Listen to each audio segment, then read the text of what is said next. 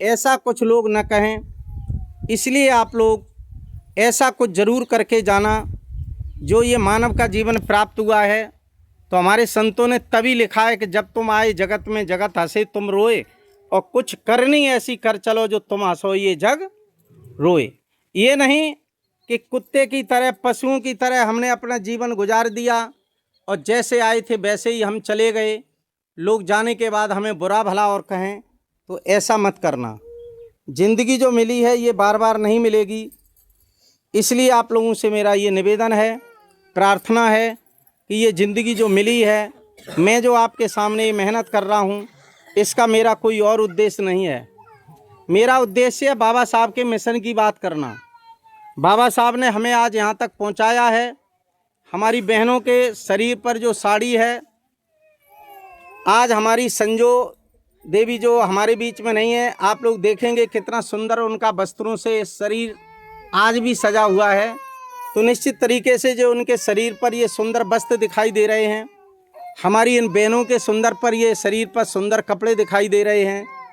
ये जो कपड़े किसी और की देन नहीं है, ये कपड़े अगर कहीं देन है तो किसकी देन है?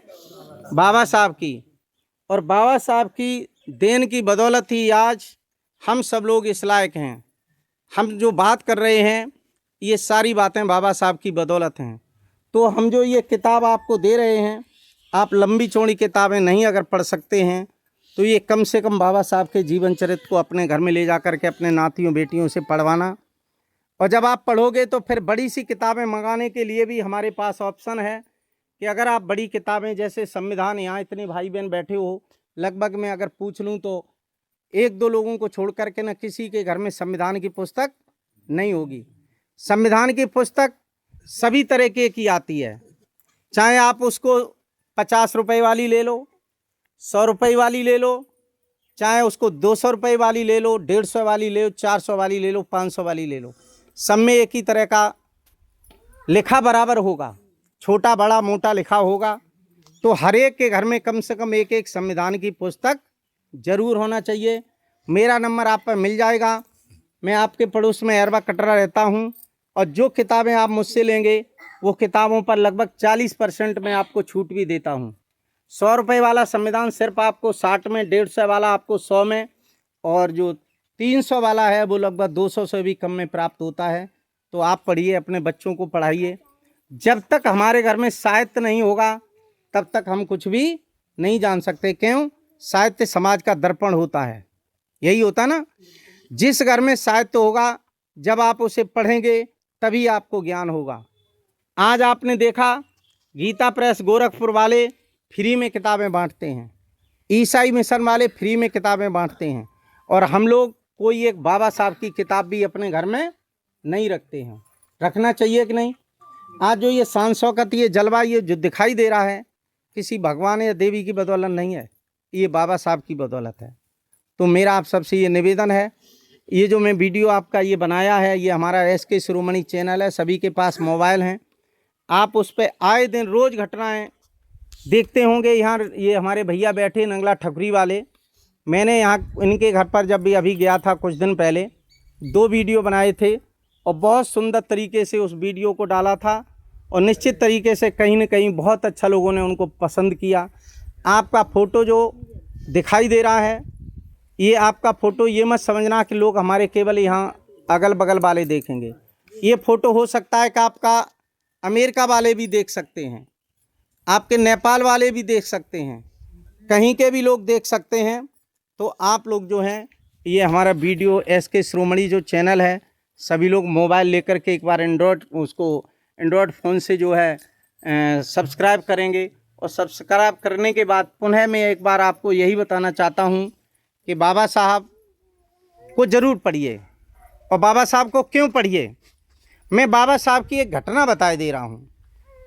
हमारी माता जी, एक बहू उनकी आज चली गई तो देखो कितनी परेशान है, लेकिन मैं आपसे एक घटना बता रहा हूँ बाबा साहब की। 1 मिनट 2 मिनट में सुन लीजिए। बाबा साहब का एक बेटा था गंगाधर। बाबा साहब घर में गुजारा करते थे। बाबा साहब का वो बेटा गंगाधर बीमार होता है, और बाबा साहब को विदेश जाना था, गोलमेज सम्मेलन में शामिल होने के लिए जाना था। परिणाम ये निकलता है कि उस बच्चे का इलाज नहीं हो पाता है और वो बच्चा बाबा साहब का ख़त्म हो जाता है। भाइयों, मन से सुनना, बच्चा जब ख़त्म हो जाता है, मैं आप सबको अगर ये पूछ लूँ कि अगर आपका बच्चा कोई आपके घर में उस बच्चे की डेड बॉडी रखी हो और आपको सरकारी काम के लिए या प्राइवेट काम के लिए घर से बाहर कहीं जाना हो, क्या आप जाएंगे? दादा जाएंगे? नहीं जाओगे ना। और बाबा साहब को गोलमेज सम्मेलन में जाना था। गंगाधर की जिस समय मृत्यु हो जाती है, उस वक्त उस बच्चे की डेड बॉडी घर में रखी होती है और बाबा साहब जो हैं अपने अटैची उठाते हैं और लंदन के लिए रवाना होते हैं। बड़े भैया कहते हैं कि अरे भीम, तुम कहाँ जा रहे हो? तो बाबा साहब कहते हैं कि मुझे लंदन जाना है,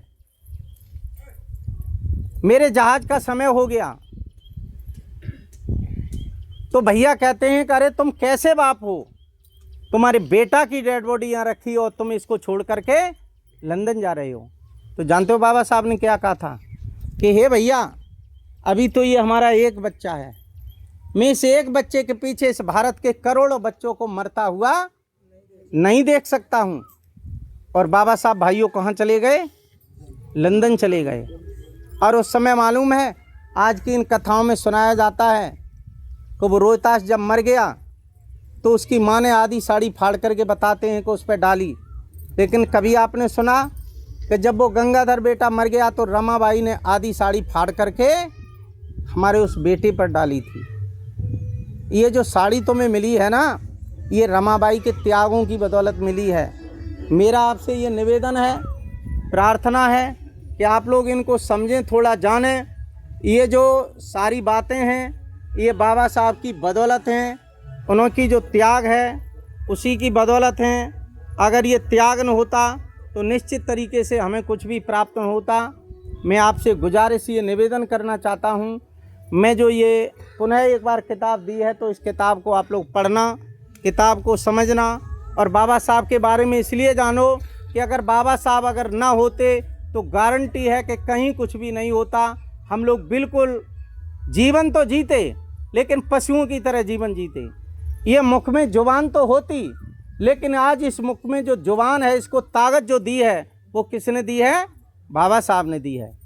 हमारा जीवन तो होता लेकिन जीवन पशुओं से बदतर होता, मानव का जीवन नहीं होता। इसलिए भाइयों बहनों, मैं आपसे गुजारिश करता हूँ कि आज के बाद थोड़ा सा बाबा साहब को पढ़ना और आप लोग धैर्य धारण करो। जो बेटा बेटी हमारे बचे हैं, आज संजू देवी के, आज ये भैया के, यार ही हमारी जो माता की, इनके नाती वाती जो बचे हैं, आप लोग धैर्य धारण करें। और एक बार पुनः हम इस जो आपकी संजू देवी हैं, जो आपकी बहू हैं, मैं पुनः एक बार इनको श्रद्धांजलि अर्पित करता हुआ, पुनः अपनी बात को श्रद्धांजलि अर्पित करता हुआ समापन की ओर ले चलता हूँ कि निश्चित तरीके से उनके सम्मान में हमने ये पाठ रखा, वो निश्चित निर्माण को प्राप्त हों। पूरा घर जो बैठा हुआ है उन सबको धैर्य धारण करने की क्षमता मिले।